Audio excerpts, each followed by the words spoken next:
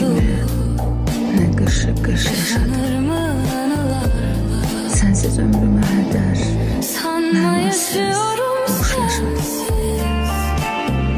Dert geldi dert üstüme, çok zaman qəm yaşadım. Xoşbəxtliklərim çox, sevincikən yaşadım. Yaş üstə gəldikcə yaş, arttı üzümdə qırış.